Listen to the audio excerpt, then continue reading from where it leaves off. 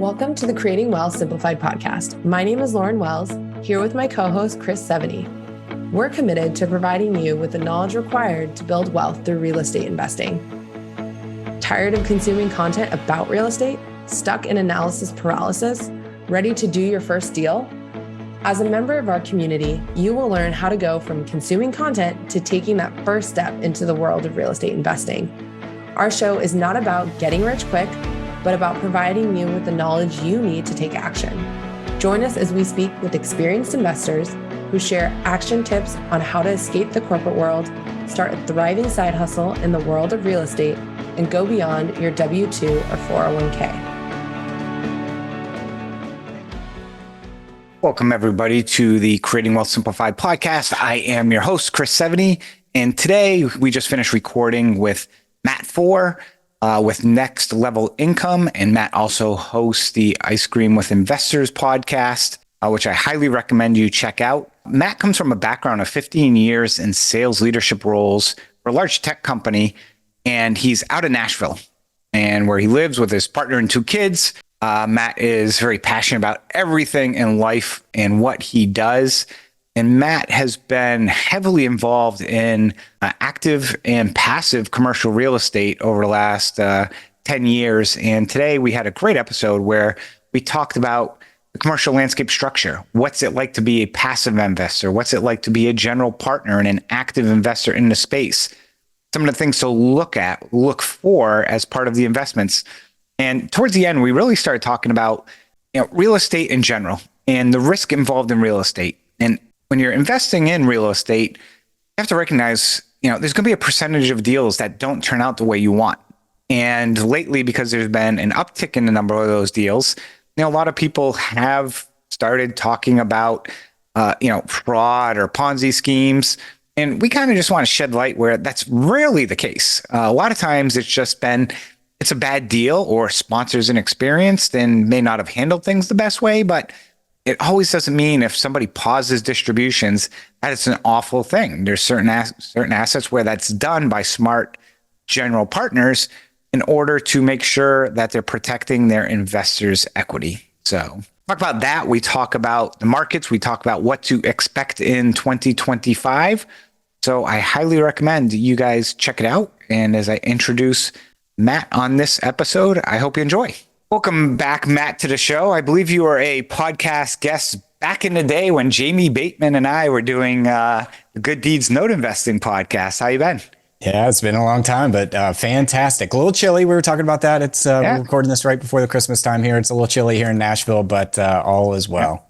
Yes, and I'm dressed more casual today because, yes, it's the Friday before the holiday week, and just trying to answer some last minute emails. Thankfully, my email isn't going too berserk today, which is a good thing to catch up. But actually, it's interesting because since the last time we've talked, which has been several years, the world has changed a little bit. And today we are going to talk about that. We're going to talk a little bit about, debt financing, what's gone on, and some of the things people should look for, and also talk about some of the misconceptions about, debt financing and some deals that may not go the way people wanted them to go in general from that standpoint, because as we were talking offline, a lot of people start off by thinking, somebody pauses the distributions, and next thing you know, it's, everyone just jumps to Ponzi scheme, which is, to me, in most instances, furthest from the truth. Now, some bad stuff does go on, but for a lot of these deals, it's a bad deal, which has happened. So love to get, roll back a little bit more, talk just about debt financing in general, because I know that's something you're very passionate about, and hear some of your thoughts on that. Yeah, absolutely. I don't know where you want me to start, but it's been a crazy couple of years here, 4 years. I think just to kind of recap how I got into real estate was back in 2015. I lived in the Nashville market, was in a sales role, had high commissions, lumpy commissions. I was looking for a place to park my money, and real estate just kind of made sense, right? Cash flow, tax benefits, appreciation. What I didn't realize, Chris, is like in 2015 to 2019, Nashville was experiencing a tremendous boom. And I mean, everything that I bought and flipped and bird at that time just worked out. Never had any sorts of issues beyond like, you know, you peel off a wall and you see something behind it that you're maybe not prepared for when you were doing your rehab budget. But who cares? You can throw another couple $1,000s at it, get that problem solved, and you'll still be fine in the end. And that strategy worked until about 2022. And happy to go into kind of some of the things that I've seen. But ultimately, like, yeah, the real estate is about supply and demand. I think I understand more about like buying right these days than I did back then. And a lot of different learning lessons I've had over the past couple of years. Yeah, I've been in real estate since, before the turn of the century. So I was around for and heavily involved in, the 2001 crash, 2008. And 2001 really wasn't a crash, but with some adjustments going on through there.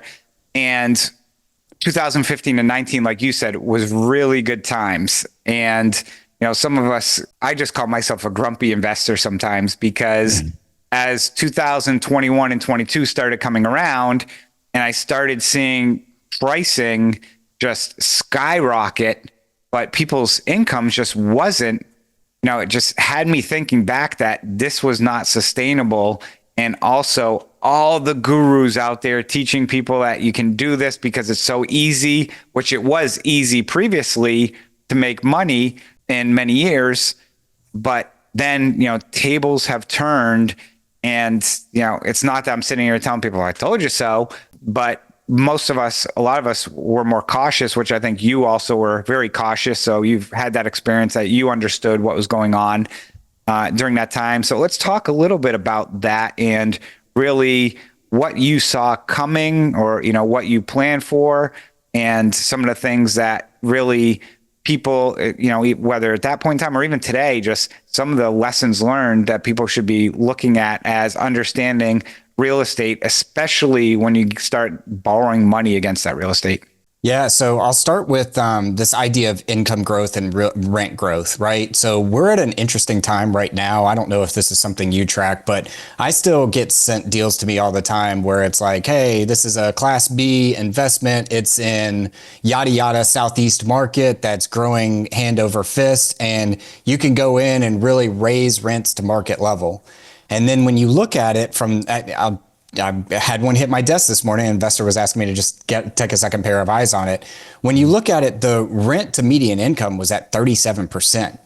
And they were saying, hey, but the market rent is this. And he was right. For a 2024 build that was kind of 2 miles down the street, that's what they were charging at there. So I totally understand that. But he was in a 1978 build. And it was a much smaller property with no pool, mail service, pet park, no amenities at all. Yeah. And so I guess what I'm trying to say with that, though, is there is in my opinion, an actual limit on how much people can spend on rent. And usually for me, anything over 30, I'm starting to have a yellow flag. Anything over 35% of their median income is a pretty big red flag to me. And so the idea that this guy was looking at something that it was already 37% to median income, the rent was per month, that automatically right there screams like, hey, what are you doing? There's not a ton of that room that you can go grow. In fact, you're probably going to go backwards with new supply coming online and things like that. So that's the first piece of it right there. And what's interesting to some of that component is, so, I mentioned my real estate background and I did a lot of underwriting for multifamily on the, when I was on the development side of things. And when we were looking at, new projects, and typically we were doing more new development, one of the first things we would do also is we'd have John Burns Real Estate actually provide a market study for us. And, it would cost you $10,000 or $20,000, but they would go through and they would look at all the absorption in that area. And just like you said, new builds were at this much and others at this much. And the other thing that I think people ignore as part of that, especially on the new build side, they may see somebody's getting, call it, $2 a square foot, but they forgot to tell you that there's 3 months concessions, or what are the concessions of within there. So you're really not getting, you're getting it, but you're giving the person 15 months of rent for, they're only paying you for 12 months. So they're living in the building free for the first 90 days. I'm interested to hear your perspective on this idea of supply and new supply coming into the market. Because I think that was, to your point, here in Nashville, we bought an apartment complex, great part of the market in terms of sub area of the market, a lot of growth, a lot of gentrification going on in that area. MLS soccer stadium, new next door, going to build another strip mall full of restaurants and all that kind of stuff to support it. So it's a great neighborhood for younger employees, young professionals. But what we didn't take into account was exactly that, looking at the supply that was coming into that market. And we were first in that market in terms of supply, but we didn't go pull the builder's permits for what has already been approved and what had already been permitted to put sticks in the ground. So first 6 months, property is going great, not a ton of concessions. Next 12 months, rent has stabilized. We're starting to see a little bit more competition. And then 12 months to 18 months, it's like, oh my gosh, we're having to offer 2 months free rent just to get people in the door to try to compete at a lower level of rent. So I do think supply and demand matters. And there are certain markets like Austin, Texas, which for the next decade, if you own anything in Austin, I feel like you're gonna have to slug it out pretty hard. And then there are other markets like Bentonville or Little Rock or places like that where maybe the supply still isn't there, where there's that demand balance more in your favor. Yeah, I think it's going to be market by market in regards to each area. And what's going to make it even more complex is the market itself is a roller coaster. And what I mean by that is because of inflation, the cost of goods and everything, permits spiked, and there's a lot of construction going on right now, or I think it's going to be finishing up in like the next 6 to 12 months. But all the new permits and the new builds, now they may track like new permits. But for example, I work for a developer that would go get everything permitted, but they own the ground, so they didn't have any debt. So they would just sit. So when the market turned, they could start. You don't see a lot of new product or going under construction right now because the numbers don't work based on interest rates. So we don't have that, nice steady uphill supply of stuff coming on. It's like we have, a inflection point of high product, and then we're going to go a few years with no product probably, or very little. So it's who's going to weather that storm of, can you get through getting, all this new product on the market? Then over time, it'll probably start to be better. And then it's probably going to go back to what it was, is you're going to see more demand because there was less supply. It's not a constant process where it's like up and down. It's like hot and cold, which really is going to provide some imbalances to certain markets. I do agree with you. I think the markets right now, I would not want to be in Austin or, honestly, probably certain places in Florida. New build is different Florida, but some of these older properties that now have to go through, the code permits for built, the 40-year studies that they're going to have to go through. That's going to be really challenging for a lot of these developers who own these apartments or these condo projects, because, when the contractors see how many buildings are more than 40 years old, and a lot of that work is like concrete restoration type work, there's only so many contractors that do that specialty. So they're just going to have basically, pick their price in regards to the cost for that work, which is, it's going to be painful. Yeah. Well, let me say one thing and then ask you a question. Is one, and you mentioned that about Florida. I personally, like, insurance is a huge issue, I feel like, in any coastal town. I know we were talking about kind of the Outer Banks, Wilmington area of North Carolina. But I think anything that you own near a coast that it could get hit with a hurricane, insurance is just going to become way too unaffordable unless they figure that problem out. And I don't think we're going to figure that out because of the reinsurance market. The second piece is like, I've never been on the development side, so I don't really kind of fully understand that side, but how are you thinking about like tariffs and lumber costs spiking and all that kind of stuff? Are you seeing people kind of pull forward those orders and hold them and be able to sell at a higher price, or where do you think that conversation lands in the next 2 years? Yeah. Well, we did have, the incoming administration was in office previously where they did, have some types of tariffs and certain other products. Understanding that this administration is real estate friendly, it's interesting to see how the tariffs will play out, because I think more of it is more of a shell game of getting China to the table to not tax our products that we ship as high and really use that as kind of a back and forth. I know there was talk about doing certain things with Canada, which to me, that's where I scratch my head because again, a lot of the lumber, a lot of steel, a lot of that stuff does come from Canada. Trying to, move that to the US is, like lumber is going to be challenging because you look at Canada, it's freaking all trees. Sorry, anyone from Canada, but that's a main supply where again, we have a lumber, but not to that extent. I also am curious though to see that it's probably not going to have as much as an impact because I think a lot of call it the subcontractors and suppliers are going to see down inventory because you're not going to see, I don't think you're going to see as much home building that we've seen or as much multifamily building. So those suppliers that were so busy, their supply is going down. So they, may have to make some adjustments as well to, how that focuses. So I don't think they're going to be having, the button on full speed and production wise because there's so much demand by the US economy for new construction. I think because of the permits and everything that's been slowing down, you're going to start to see, some of those companies probably start to soften. So it might not have as significant impact as people think. Yeah, that's a good point. I guess to kind of summarize that piece of the conversation, though, I think the last report I saw, United States is still short 4 million housing units, but those 4 million housing units are not dispersed equally. Austin might be oversupplied. San Francisco might be undersupplied. Like supply and demand matters in this market. And I would encourage anybody who's involved, at least at the commercial level, to truly understand what's going in the ground in the next couple of years. Where are you already from an absorption rate? And then factor those into kind of your underwriting.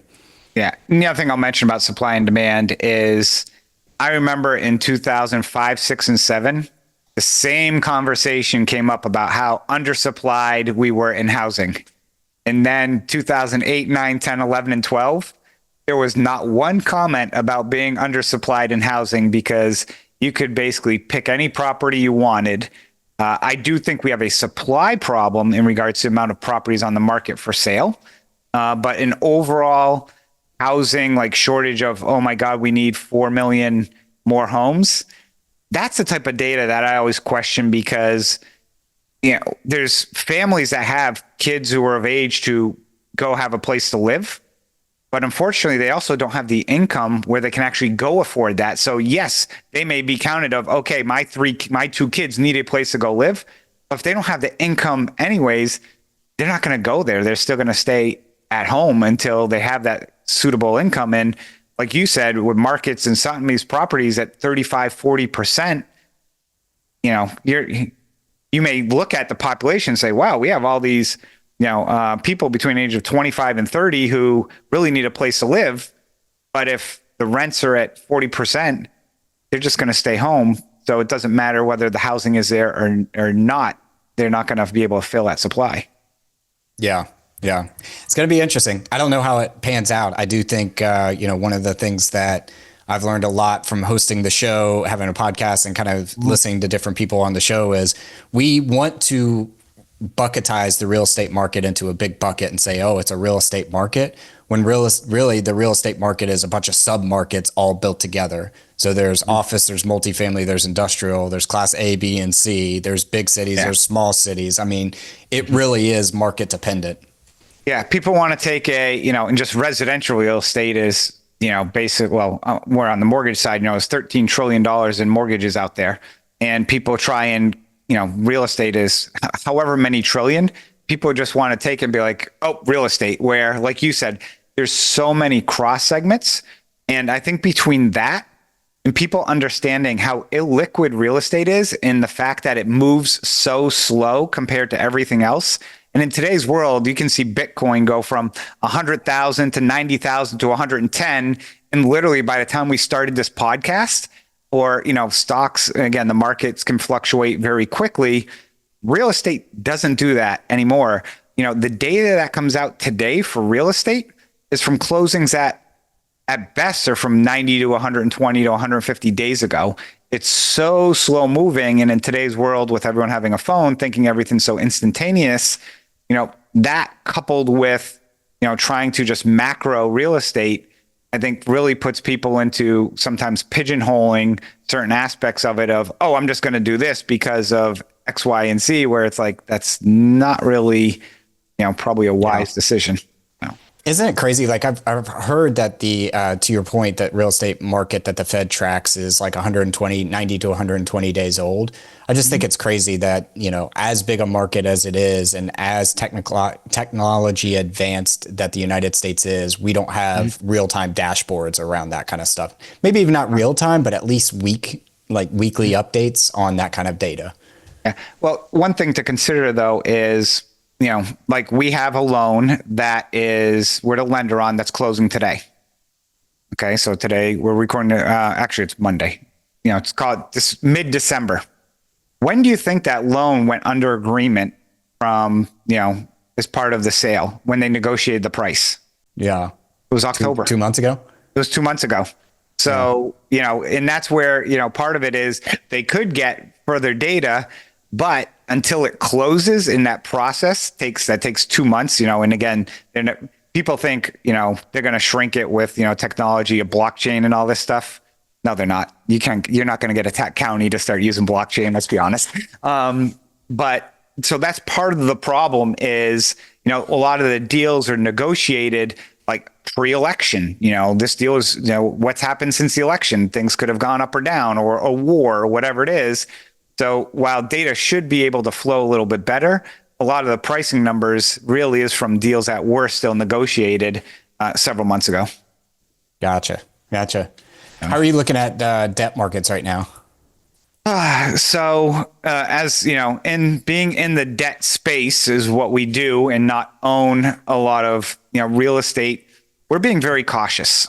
And we've always been, for us as a lender, what I mean by that is, we focus on non-performing loans, but we do have a small portion of our portfolio where we do some lending on the shorter term side of things. And we have really dialed up our underwriting, basically on, really challenging every appraisal, understanding what's the borrower's exit strategy, where they for loan to value, how much they bring into the table. And I can't tell you how many deals we see today that people are trying to squeeze in where they are predicting the best case scenario. They have the rosiest of rosy glasses on.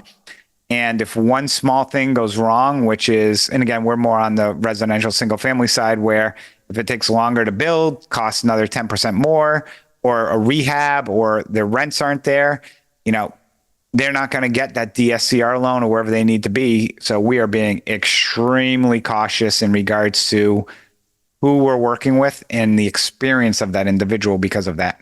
So I'm curious.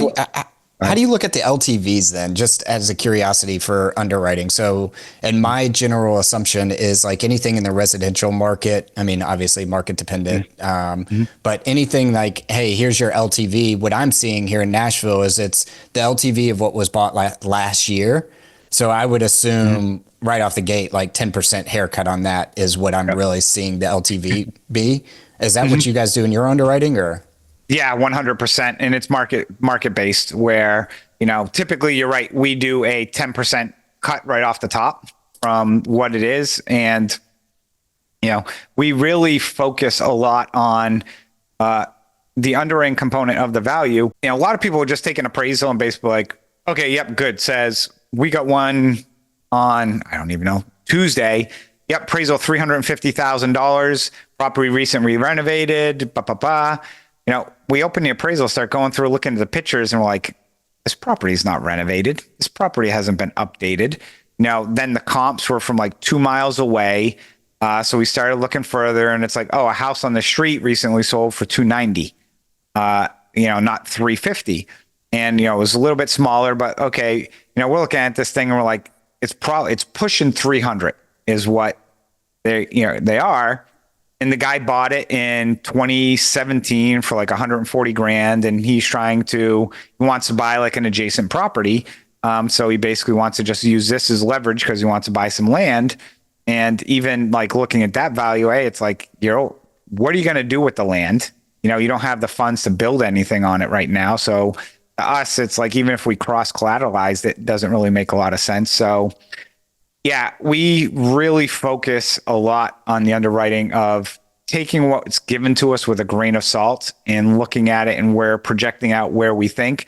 And I'd rather be conservative than aggressive, meaning, hey, if things stayed flat, great, because I estimated a 10% drop. If it goes 10%, we're still good. Even if it went 15, we're still good, because we're not going to go LTVs typically on stuff right now above 70, maybe 75, depending on the deal and kind of the spread on the price. But the lower price stuff at, 1 to 300,000, we're at 70% LTV max. So, yeah. Yeah. I think that what I kind of heard from that too, is in the commercial space, a lot of sponsors are out there pitching cap rate suppression, essentially. Yep. And what that means is, I'm buying this for a 6 and we're going to resell this thing at a 5 cap. Well, why do you think that? And I've really started questioning a lot of assumptions like that. Oh, the dot plot says that interest rates will go down, and I hear all sorts of reasons around that kind of stuff. But ultimately, I think what I'm hearing you say is, people are giving you the LTV of what it used to be. It's not wrong. It probably was 350, but it's not 350 today. And you're pulling up 2-week-old data that says 290 is the street down the street. That's what I'm trying to do right now in our commercial space, is when I see somebody that's, trying to pitch a deal that's cap rate suppression. Okay, well, give me the opposite. What if it goes up 100 bips? What does that look like on exit? Yeah, and that's a great point that we can dive into some of that commercial stuff. As again, that's a world I played in. And one of the things where we always focused on was controlling what you can control. You can't control cap rate suppression. You can't control the Fed. They dropped it by a quarter point yesterday, I think, or whatever it was. And the 10-year treasury, I think, shot up again. And a lot of people now, they're saying only 2 cuts maybe next year, and inflation's rearing its ugly head, which is probably going to keep the 10-year higher, which is going to keep rates higher. And that's where the commercial side is really in a bind, because a lot of the deals, they don't pencil, because if you're buying something at a six cap, but you're borrowing at 7, well, you're negative arbitrage. And how are you going to make that work? And the only person who might actually look at acquiring that or your exit might be somebody on a 1031 who wants to really hold that property for a very long time, that thinks it has some significant upside to it in an area like you mentioned, Nashville, where they might be putting a stadium or some of these other deals. And I am always a big fan of, if you can hold real estate for perpetuity, you're always going to win. But you also got to understand the debt side of things, and the debt is what controls how long you can hold it for a lot of times, because when that note gets called due and you have to refinance it and you don't have the coverage that you need, where is that cash coming from? Which is, I think, a lot of things, and I'm curious to hear what your thoughts are, is what's been happening over the last 12 to 24 months with people.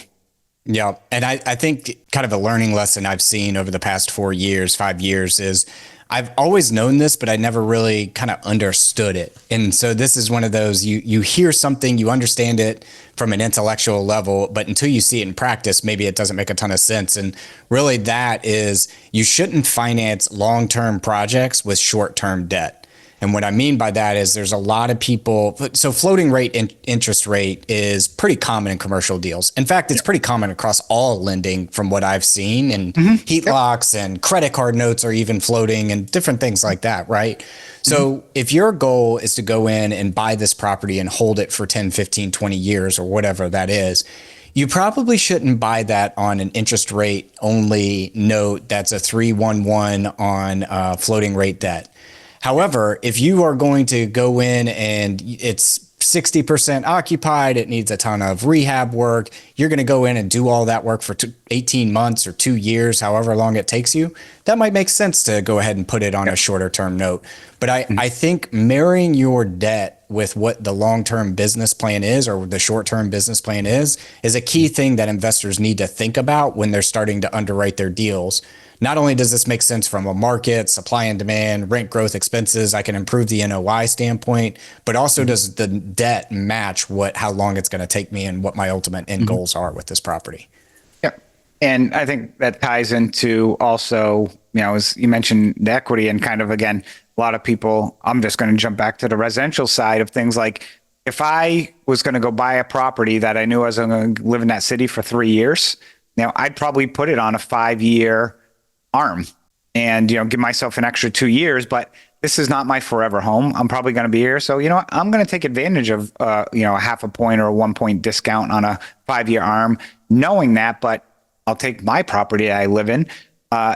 We built this property, with, when our kids were young, we know we've been here 10 plus years, and we're probably going to be here for at least another 10 years. When we did that, we secured, long-term financing just because you can set it and forget it. You don't have to worry about it. And then when you do that, if interest rates go down, then you can still take advantage of it and refinance that debt out like you can on a commercial deal.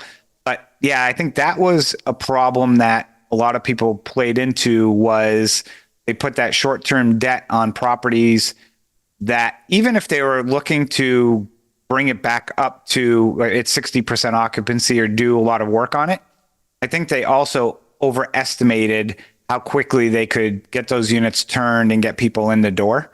It's kind of like going out to dinner and ordering everything on the meal and think your eyes are much bigger than your stomach. And I think that happens with a lot of real estate developers that fall in love with certain projects or see an opportunity thinking, oh, I'm going to be able to get a crew that has 5 different crews, and we're going to be able to turn these units in 2 weeks. And then you realize, oh, it's built in 72. So it's got lead paint, it's got asbestos. And all of a sudden it's like, here we go. Yep. Yeah. And I think it goes back to, like, once you figure out the supply and demand and is the business plan feasible and matching up the debt, it's really like, what type of investor are you as well? Yeah. So I had this conversation with an investor the other day, and I'm like, the longer I am in this business, the more I'm like, there's nothing wrong with amortizing debt. There's nothing wrong with kind of paying that down over time. A lot of people love these interest-only loans because you can cash flow more and you can distribute more. And over the long term, I think both of us agree that property values tend to go up over the long term, 20, 50 years. I can't tell you how long, but it will go up over the long term. However, any dollar that you spend amortizing a debt will come back to you at some point, either on sale price or just owning the property full out.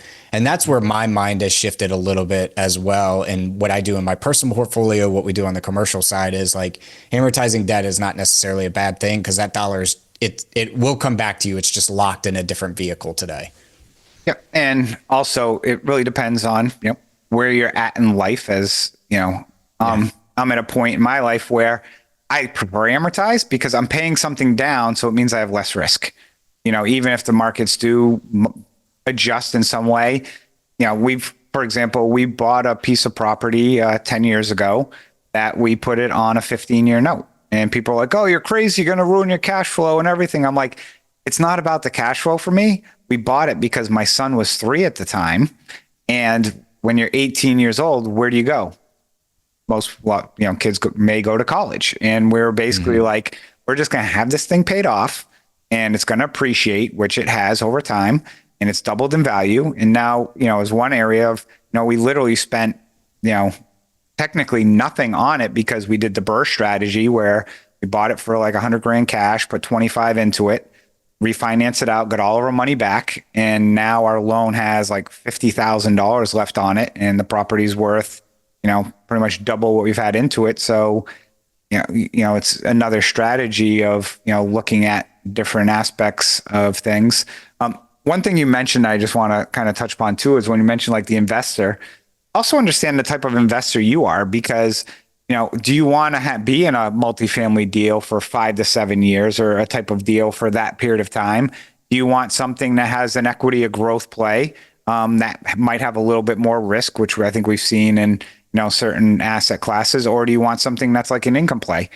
We run a fund that is straight income play. We tell people, look, if you're thinking that there's going to be this huge upside at the end, we want to be the boring investment is what we try and target. And, there's different people, who want different types of investments. When you're younger, you might take a little more risk. As you get older, you might take a little less. And people need to figure that out. And that's something that I've learned a lot about over the last 5 years since we started doing our funds. Yeah.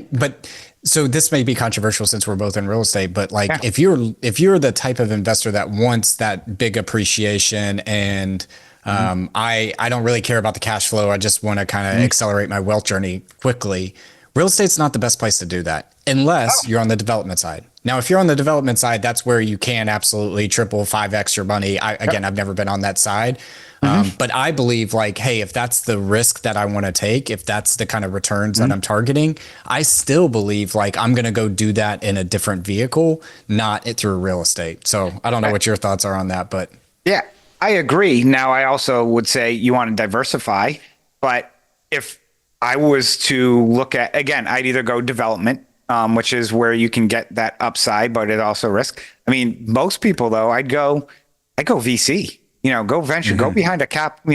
I'll give you an example. I invested in a company called Miso Robotics, which is they make the machines that flip burgers for you, which I think, so they had an early startup round that, I threw a few $1,000 in, not a ton of money, but, invested in them because I'm like, oh, here's a startup that, maybe could get some upside or maybe it gets sold or, whatever case. I'll share a story of, so I have somebody I went to college with who year or two older than me, civil engineer like me. When he graduated, he went to go work for one construction company. I went to go work for another.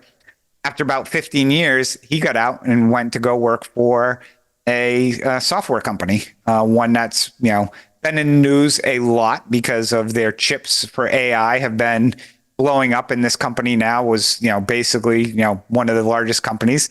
He'd been there for 10 years and had all these options, had everything else and so forth. And he just retired, at the, and because, that was an investment of a software company that he was a part of, but he also was buying into the company during that time. And, he has made money that, to me, if I had that much money, I would never have to worry about anything again in my life. And, the way this person's lifestyle is, I think they're very similar where, and that's software. And I look back, in all the computer science majors who, got all these stock options and stuff, and they've done very, very well on the tech side over the last 10 or 15 years. So yeah, real estate looks cool and sexy, but if you want the big returns, it's more an ego trip than anything that is for returns personally. Yeah. And I think there's where I've spent a long time in technology, and the equity you get in technology will outpace any of your earnings that you get if you can pick and choose the right ones. Now, of course, a lot of VCs go under. And if you're into VC investing, it's about, hey, I really need two out of 10 investments to do well. And I'm just throwing away the other 8. But if you think about like your career that way as well, it could be an interesting play to say, I'm going to make my wealth generation by picking the right startup, the right ecosystem to buy into early. And early can be 2,000 employees, 5,000 employees. I mean, let's not forget in 2015, Facebook only had 10,000 employees and now they have over 100,000. But like picking that as your career and then finding something that's more stable income like what you guys do, or more, I just want to park capital inside of real estate that's tax efficient and will naturally appreciate and generate some cash flow over time like we do. I mean, that's another way you could kind of look at your career and your investments. Yeah, and know what you want to do, because I'll share briefly 2 quick stories that so when I was when I worked for a GC and I was managing construction, there was one deal. This was in 2000 and I want to say 4, 5, 6 timeframe, where a gentleman sold a tech company, I'm just making rough numbers, sold it for like 20 million, is like, I'm going to go develop a real estate project, and did a co-GP, put basically all his 20 million into this high-end condo project. And it didn't get finished till 2007. And you can imagine what happened with it. He got wiped, essentially. Now, another one I'll share was, and this is kind of where the development side can turn you into a tech company in the sense, there was this large parcel of land in Boston that nobody for 20 years could figure out what to do with it. A developer who did like small movie theaters, basically bought this property and another property for $5 million, both from next to Fenway Park, which if you're familiar with Boston, that's where the Red Sox play, which there's a lot of foot traffic. They bought this, it was 1 million+ square foot Sears warehouse building that nobody could figure out what to do with it. And this was in the late 90s. They turned it into a mixed use property. Blue Cross Blue Shield moved into the building, and basically, their headquarters, which if you get a tenant like that, that's very, very good. They essentially ended up selling the building and then buying a portion of the Boston Celtics. So, you can imagine how well that must have done for them in that scheme of things. So you went from being a lonely old developer to, buying a property to then being a minority owner in the Boston Celtics. That's a pretty good turnout. Yeah, that worked out pretty well for them, in that standpoint. But there are cases where, again, real estate can look like a VC, but those are, and again, I share that story, but that's a 1 in a billion. It's a 1 in a million thing that happens. That's luck. And they, and if I probably interviewed them today, they're like, we got lucky and the market just everything, everything aligned perfectly. Yeah, I think that's so few and far between. Like, even if we look at the current president or future President Trump, I mean, you're looking at 2 generations of wealth building to get to that stage, right? It was obviously his father and then him. So, I mean, it's 2 generations to get to that kind of level. Whereas, Zuck did it in 10 years by building the right application software. Yeah.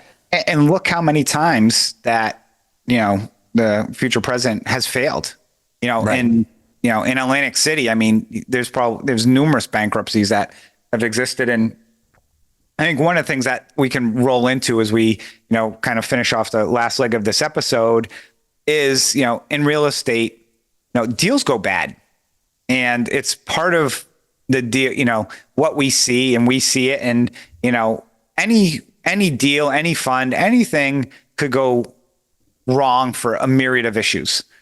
But just because it goes wrong doesn't mean you need to start waving the flag of scam, Ponzi, fraud, whatever. And to me, and I'm curious to get your opinion on this, I see a lot of people now, that's the initial reaction they go to is, pause distributions, like, fraud. What are your thoughts on that? Yeah, I think we were talking on this a little bit before. I've had a lot of conversations with different folks. I mean, there is fraud out there for sure. Mm-hmm. Then there are bad operators and bad operations for sure. And then there is, nope, this just did not work out for one reason or another. I mean, when the Fed increases rates by 500 bips over 18 months, like that does a lot to your floating rate debt and gets very wonky on your cap rate exit assumptions and things like that. Is that really something that the operator should have foreseen? My statement on that is no. Like, we don't all have crystal balls out here that we're looking into, that retail investors and other investors don't get a chance to look into. We're making educated assumptions based off of what we've seen happen in the past, and we're projecting a little bit of what we think is going in the future. We're picking 1 or 2 to 3 areas of risk where we think are most probable to happen and modeling those out.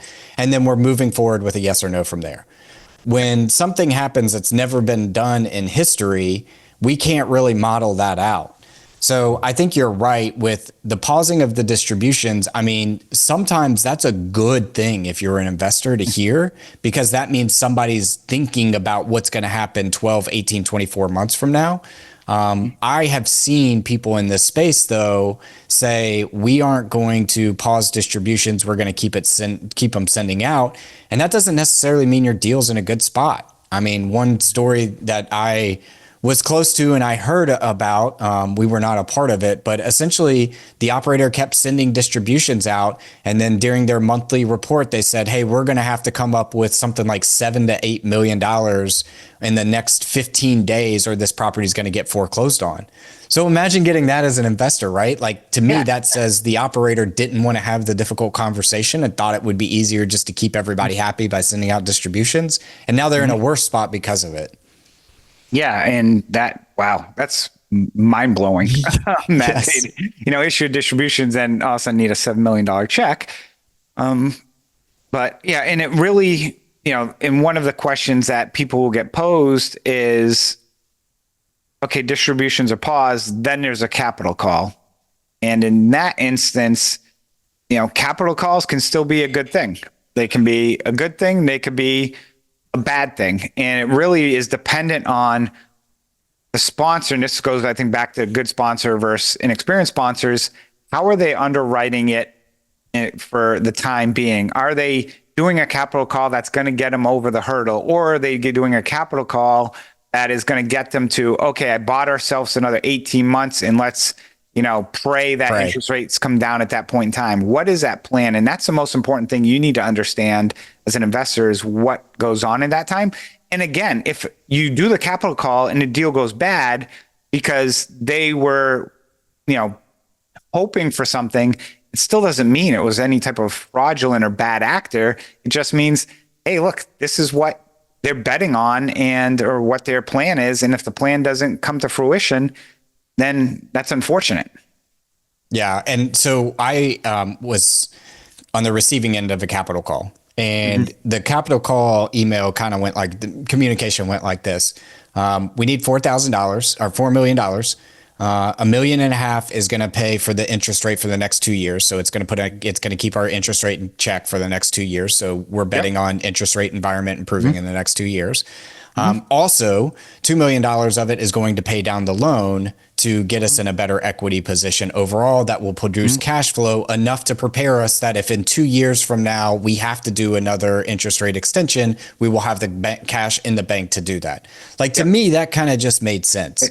That's a good plan. That would be something like, okay, they've outlined kind of what this is for and kind of how they're getting there. And hopefully they can fulfill that obligation. And that's where you're counting on them and their experience to do what they say they're going to do.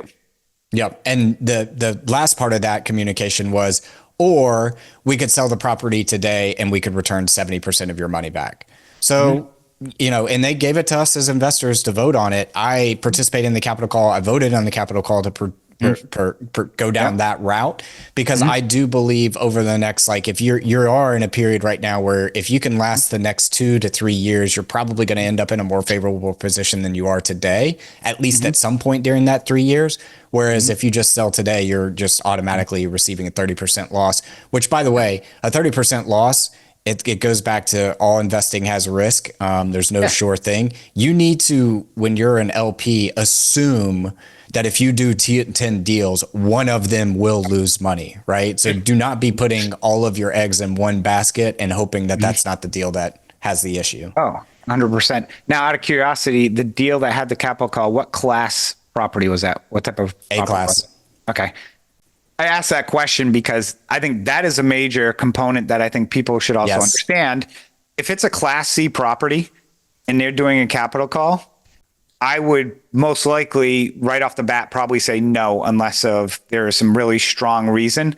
Class A, and again, it goes back to, the 3 caveats of real estate: location, location, location. Class A will make its way back. Time is your friend. A lot of these Class C projects that we're seeing, they were getting there because of value add and rent growth. And the reality is they're never going to get the value add or for the cost that they wanted to for the construction numbers. And then the rent growth isn't probably going to be there, which is what you've seen in some of these deals by that company in Houston that went under, had Apple something in their name. There's some other co-GPs out there who were specifically targeting Class C properties and really just focused on churning and burning those quick. And those are where you're probably going to see a lot more struggles. So understanding class property, I think, is very important as well. Well, and that kind of brings me to kind of the last little lesson I've learned over the past 5 years is I do believe in the reversion to the mean in real estate. In the stock market, I could make a suggestion that we've printed so much money that's why you're seeing PE ratios get out of whack right now. And specifically, if you take out the Mag 7, then the PE ratios are above average, but they're not as egregious as it kind of looks on paper. Where in real estate, everything trades in my opinion, based off of a spread of the 10-year. And Class A properties, multifamily, that's usually about 150 to 200 bips. So if you are buying properties that are right at the 10-year, just know that you're going to experience some cap rate expansion. What I saw going into 2019, 2020 is that Class C properties were starting to suppress below their median. And then 2021, I mean, gosh, you were seeing Class C trade at like five caps when in reality, like Class A's, in my opinion, should be 4 to 5 cap, depending on the kind of market and the location. And in my opinion, Class C should trade at like an 8 to 10 cap. I was going to say 10 is Yeah. So when you buy at a 5 and in the reversion back to the mean is 10, you've just basically cut the value of that property in half. You already have to assume that's going to happen. Now, I don't know what your view is on that, but like I look at commercial real estate today and say, what is the 10-year trading at? What is the typical spread? Where are we in that typical spread? And then kind of make an assumption based off of that. Yeah, it's, what is your level? Exactly. What's your level of tolerance of risk? Because if I can get free money from the government at 4.5%, I love real estate, but, class A, yeah, I would pay, like you said, 1 to 2 points, spread there. If class C is only a 1 to 2 above, or, that area, or it's come down, compressed considerably, it's going to revert back to the mean because, I think, and what causes that with real estate is, especially it's a cash flowing based business, especially commercial, is granted a lot of the bigger companies have tons of cash, but the people who live in these properties, all that money that gets printed, where does it end up? Let's be honest. The company's balance sheet. Yeah, it ends up the company's balance sheet. It may start with you as an individual where, okay, I got a check for $2,000 from the government or $3,000, but most people don't save it. And that's evident by savings during COVID was skyrocketing. Now it's completely gone. And now credit card debts are at all-time highs. So that money eventually flows back to the top. So back to what we started with this initial conversation of, when you start seeing rents at, 35, 40% of, the income, it's just not there. And then you got to drop the rents, which drops the revenue, which drops your NOI, which drops your cap rate. And, and then all of a sudden the cap rates go up. It's that perfect storm of, value that, is going to cause a lot of heartache. And as you mentioned it during this interview as well, that, people also had that short-term debt. You tie that onto it, and they're basically, I saw a picture that last night that was a meme. There's a little boy who's probably 3 years old, and he's basically 2 feet 3 feet tall. In a men's bathroom with his pants down, standing up to a urinal that's like this tall. And to me, it's like you could call that commercial real estate of where they're the hurdle to get to overcome the debt piece of it. And where they're at right now for NOI. It's like, it's such a huge hurdle that it's impossible to overcome. And I think that's why you see some of the I forgot the firm's name down in Houston, but a couple of these firms are going under because it's like, we already project that we'll never be able to realistically meet that. It's better for the bank to retake these properties and foreclose on them. And that's where you're starting to see some of that. I don't know if we'll ever get there where it'll be like a 2008 where you'll see that across the board or anything like that. Again, I don't think so. We had this conversation, I think, on my show, but the banks realize that they don't want to be operators of properties. They would rather pretend and extend and then keep that going, because when they foreclose on a property, now they have to mark to market their entire book, and that's not a process that they don't want to go through either. Yeah, and I think the big thing with 2008, you got to remember on the residential side, it was just so written with fraud. There's so much fraud going on, and people getting 100+% loans, which that doesn't happen to the extent that it happened then. Commercial will still take a beating, I think, for the next few years, but there's still opportunity as well that are going to be out there for people to either come in as an equity piece to kind of come in or buy assets that are in distress. So one thing as we wrap up the show, I just want to remind people is just because real estate has gotten a lot harder to find assets, there's still plenty of ample opportunity out there within the marketplace that you can find. Well, $13 trillion just on the residential space signifies that no matter what market you're in or where you live, somebody is making money in that space when the market is that big. So as we wrap up, Matt, I'm not going to ask you what your favorite ice cream is, which I love about your show, but over the last 5 years, is there, whether a book, a video, a movie, or anything, or a friend or something that somebody's said or you've seen that has had, a huge impact on your life, whether it's from a personal or professional standpoint? I mean, a couple things I would say there is one, my favorite book is The Last Lecture by Randy Pausch. I keep it on my desk. Go check out the video on YouTube of him giving the speech if you're not much of a reader, The Last Lecture on YouTube. I don't know that one. That's a good one. Yeah, I'll tell you the genesis of it behind after this. But there's a guy on Twitter called Alexi. He and I become decent friends over the past couple of years, and he's out there educating LP investors, and he's really helped me kind of understand some of the sensitivity analysis and the spreads on the Treasury and different things like that. Go give him a good Twitter follow because he's worth the follow there. Yeah, his last name is CHE, and then it ends in a ski, I think. So yeah. Yeah, but his stuff is pretty good though. It's really good. No, I follow him all the time on X and on other wherever. I subscribe to his newsletter and everything. Yeah, LinkedIn he's big as well.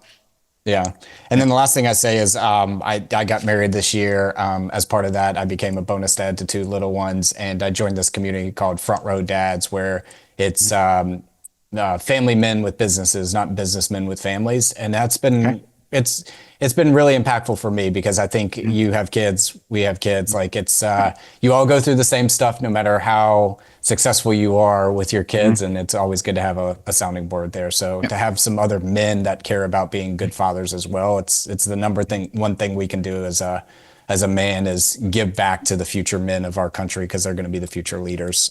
So yeah, it's been a impactful community for me. That's awesome. So as we wrap up this episode, just how can people reach out to you? Yeah, sure. So you can follow me on Ice Cream with Investors, the podcast Ice Cream with Investors on all your favorite podcasting apps.